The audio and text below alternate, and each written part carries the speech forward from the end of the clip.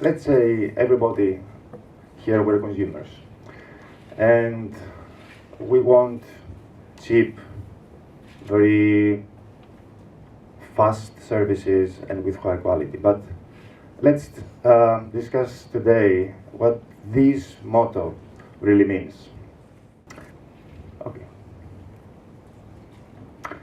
This pyramid comes from 50s, 60s. It's the Abraham Maslow's theory about the hierarchy of needs. So Maslow claimed that people need to satisfy specific needs before they move to the next steps. We understand that first of all we need to secure our food, our shelter, and then we can move to the next step of securing our safety. We want to have job security as well. And after that, if we satisfy those needs, we start looking around to friendship, to social relations, and gradually we go up to the highest level. We can give back to the society. And this theory is still taught in many management classes. It's fundamental, and although it has been disputed a little bit about promoting an ego, however, if you think your lives and how you make your choices, it's rather true. So when we don't have something that satisfies our basic needs, to eat, to drink, then of course we're not going to let's say, take care of our friends. We have our own problems, we cannot survive. We're not going to volunteer for any social activities. So today we have other needs, of course. It's in this era. You will find many versions of this pyramid, like internet, Wi-Fi, battery, or coffee here in the Netherlands. However, I'm going to stay a little bit in the classic theory of Maslow. So coming back to the motto that we inherited from the Industrial Revolution, that has been so much injected in our lives. It's for everybody so natural when we go online to buy things, when we go to shop, to find a product that satisfies everything. We want everything to be cheap, everything to be of high quality, and everything to be delivered fast. When you play with your smartphones, of course, you want for them to respond to your requirements very fast. At the same time, of course, to be of high quality, to have a great display, and you need to buy it in a very good price. And you can find, even if you Google, many companies that promise to consumers that they can offer services and goods with under these characteristics. Great quality, very cheap, and very fast. So this is the second part. Maslow pyramids of needs and this model. However, what does this mean in our modern life, the complex world that we live in? We as consumers, having this in mind, actually we trigger competition. First, in a very, let's say, local level. So the market around us tries to satisfy, to gain the trust of consumers, and then to claim that they offer the best, fastest, and cheapest products. And this, of course, due to the fact of globalization and interactions, is propagated across the globe. And you can see there on the internet many figures, charts that present this competition. This, in our minds, makes sense. It's fully acceptable and comes back to us. So from local to global, we now as consumers do not affect just the market in our town, our city, or our country, but our demands affect the market worldwide. there is no such a thing now as local industry. Almost all industry sectors are international. So we need to keep in mind that when we ask for all these nice characteristics of goods, that we affect the global market. It's like the butterfly effect, if you haven't heard about it.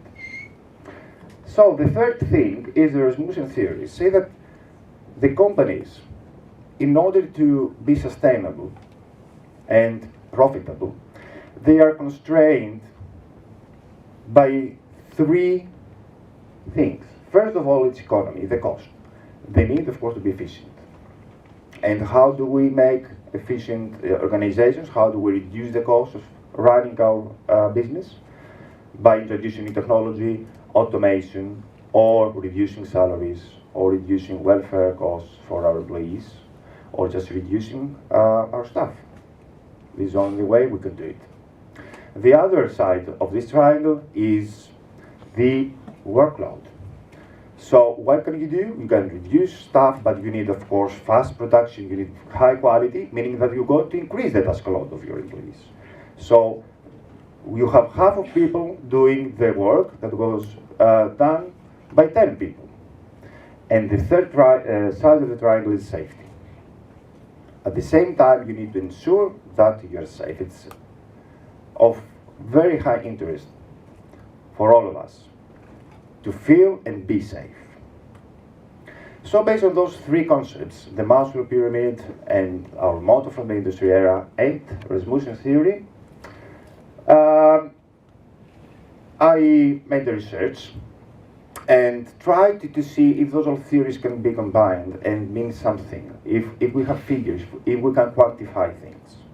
So the idea was, if the average task load in an organization, in combination or independently from the average salary,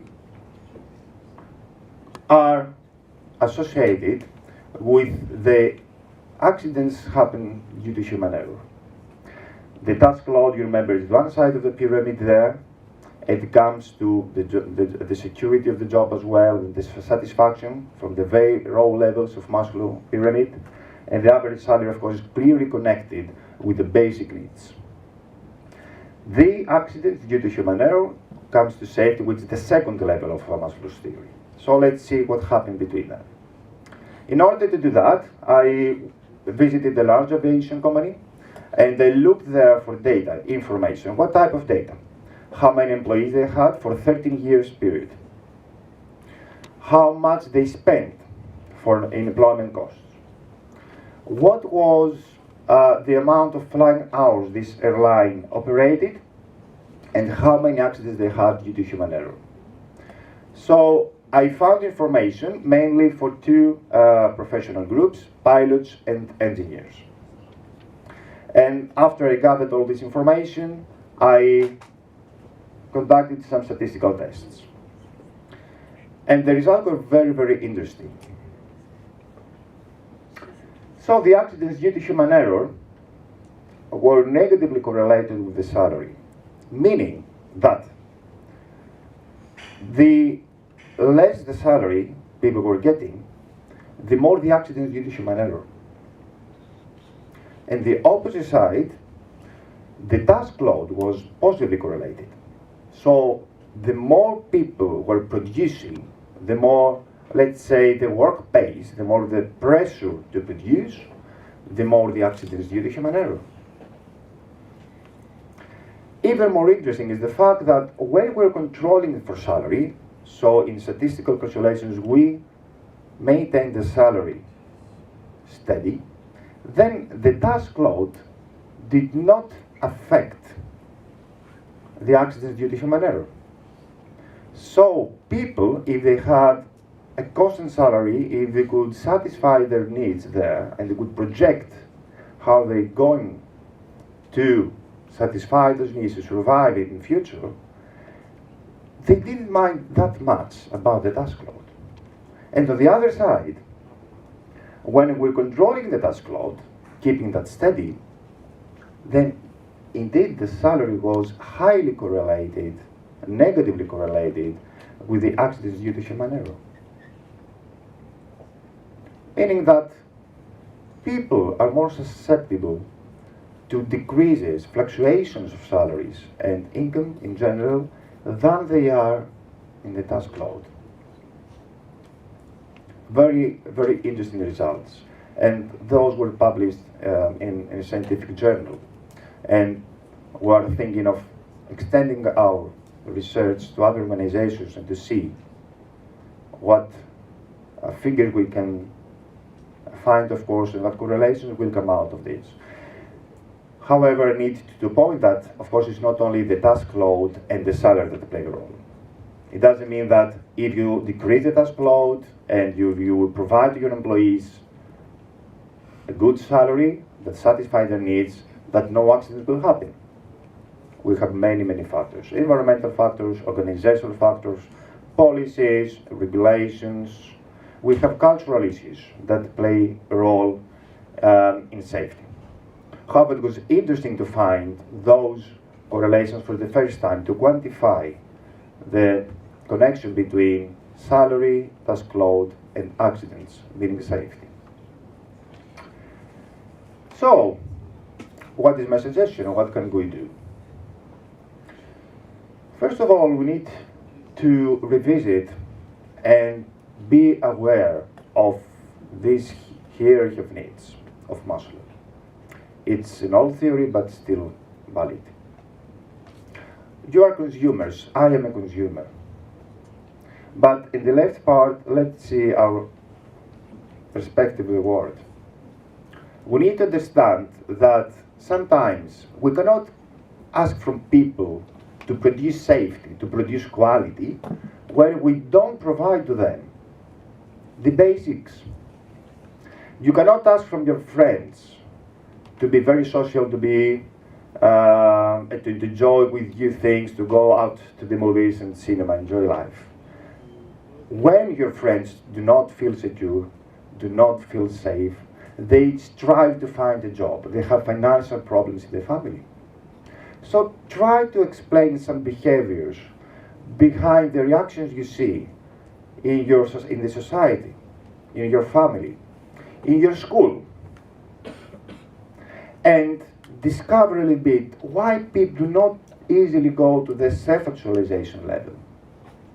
Something is missing. Something doesn't go well with the low hierarchy levels there. And you can feel it yourself.